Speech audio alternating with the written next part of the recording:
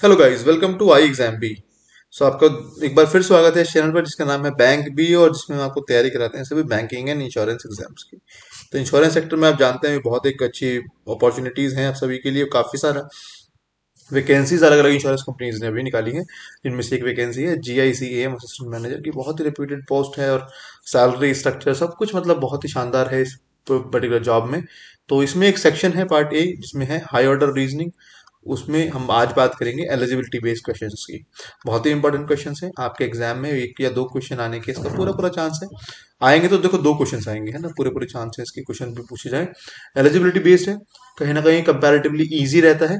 बात करें other critical reasoning के टॉपिक, चाहे स्टेटमेंट इन्फेरेंस हो या फिर अजम्पशन या फिर कॉज एंड इफेक्ट वाले क्वेश्चन हो, उनसे कहीं ना कहीं डुएबल कैटेगरी में रहता है।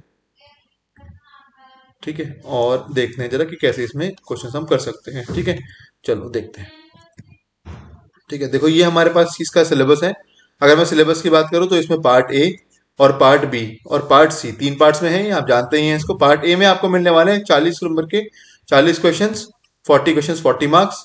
और इनको हम बोल रहे हैं हाई ऑर्डर रीजनिंग या क्रिटिकल एबिलिटी क्रिटिकल रीजनिंग। क्या इसका सिलेबस है वो सब हम डिस्कस कर चुके हैं। और पार्ट बी में आपको रीजनिंग मिल रहा है जो कि है हमारा टेस्ट ऑफ रीजनिंग। इसमें आपको बाकी जनरल टॉपिक्स जैसे कि blood relation, direction, distance, puzzle sitting arrangements भी मिलेंगे।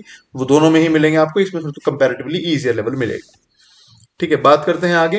देखो 2021 में क्या एनालिसिस रहा था, मैंने आपको पहले ही बता चुका हूँ। पार्ट ए का ही एनालिसिस की बात कर रहा हूँ।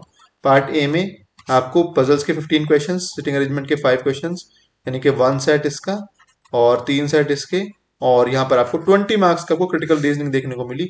ये क्रिटिकल रीजनिंग बहुत ही क्रूशियल रहने वाली, क्योंकि 30 मिनट्स में उन हाई लेवल की पजल सेटिंग अरेंजमेंट्स करने से अच्छा है कि आप क्रिटिकल रीजनिंग के 20 क्वेश्चन कर लें और अपना सिलेक्शन श्योर करें। ये बहुत ज्यादा इंपॉर्टेंट है गाइस आपके लिए, क्योंकि आप 15 मिनट में भी वो 20 क्वेश्चन आराम से 15 मिनट से भी कम में आप सॉल्व कर सकते हैं। बाकी एक सेट भी अगर आपने पजल सेटिंग अरेंजमेंट्स का लगा लिया, आपका जो मेन एरिया ऑफ कंपटीशन है दैट इज पार्ट है, वो आप बहुत अच्छे से अच्छे मार्क्स में सिक्योर कर सकते हैं। ठीक है, चलिए स्टार्ट करते हैं।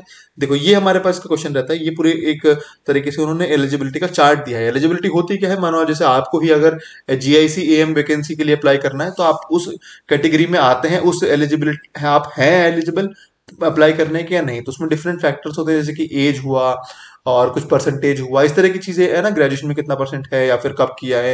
ये सब चीजें कहीं ना कहीं एलिजिबिलिटी का पार्ट होती हैं। तो वो कंडीशंस वहां पर वो प्रोवाइड कराते हैं। फिर उसके बाद कुछ एक्सेप्शंस भी देते हैं कि अगर ऐसा है तो स्पेशल परमिशन कहीं से लेनी पड़ेगी, वो चीज भी बताते हैं। और फिर आपको एक पर्सन का प्रोफाइल देंगे और आपको बताना होगा इज दैट पर्सन एलिजिबल और नॉट।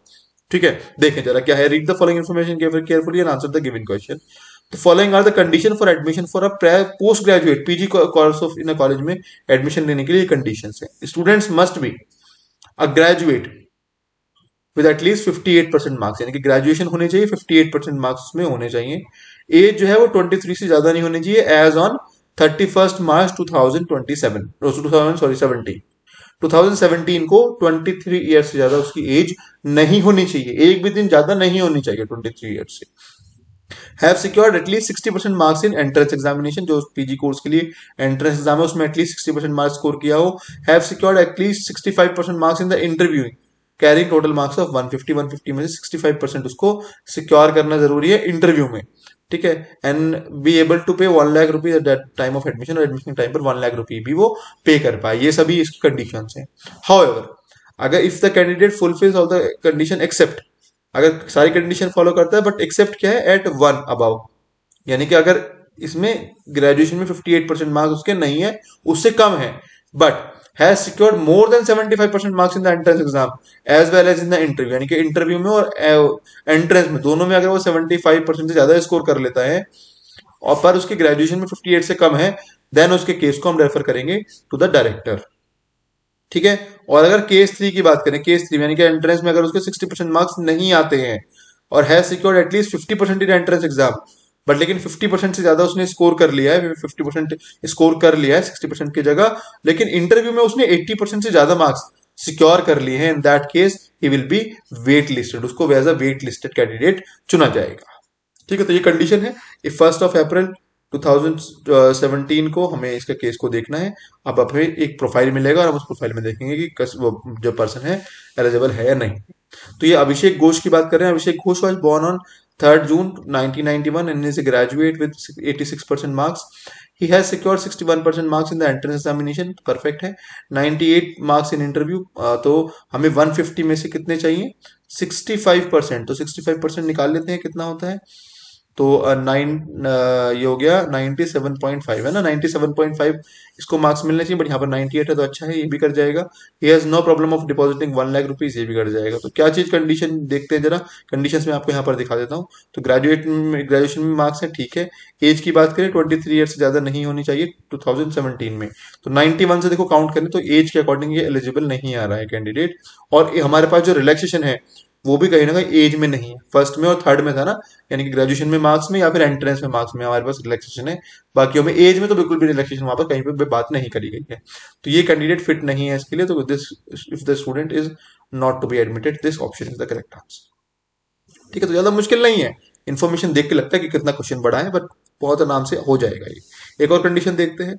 प्रतीक अस्थाना की ये बात कर रहे हैं. Secured 68% in marks in graduation. ठीक है, बहुत बढ़िया है. He has scored 72% and 82% marks in the entrance examination and interview respectively. तो ठीक है, ये भी फुलफिल हो रहा है.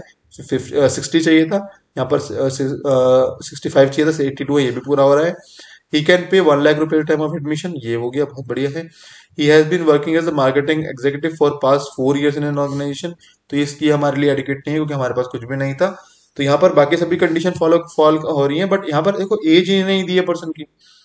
यहाँ पर पर्सन की एज नहीं दी है. तो क्या डिसाइड करोगे यहाँ पर, उसको नॉट एडमिटेड बोलोगे कि एडमिट नहीं होगा, या फिर एक और ऑप्शन है हमारे पास, that is option number 5, the information provided is inadequate. तो यहाँ पर सेकंड ऑप्शन नहीं होगा हमारा आंसर, क्योंकि हमें एज गिवन नहीं है, तो हम बोलेंगे द डेटा इज इनएडिक्वेट. तो 5th option is the correct answer. थोड़ा सा ध्यान में रख के आंसर को करेंगे, ये छोटी छोटी मिस्टेक्स होती है. 2 क्वेश्चन मैंने आपको करे, बहुत ही आसान थे. ऐसे ही क्वेश्चन इसके देखने को मिलेंगे, एटलीस्ट 2 क्वेश्चन देखने को मिलेंगे, क्योंकि यहाँ पर जो इन्फॉर्मेशन है वो लेंदी होती है. तो इतनी बड़ी इन्फॉर्मेशन पे एक क्वेश्चन एग्जामिनर नहीं रखता, 2 क्वेश्चन एटलीस्ट वो रखेंगे. ठीक है, चलो फिर ये था इस वीडियो में. मिलेंगे नेक्स्ट वीडियो में किसी और नए टॉपिक के साथ. और चैनल पर बने रहिएगा, सब्सक्राइब कर लीजिएगा. कोई किसी पर्टिकुलर टाइप पे वीडियो चाहते हैं तो इस वीडियो के कमेंट सेक्शन में जरूर लिखिए. Thank you for watching this video guys. Have a good day.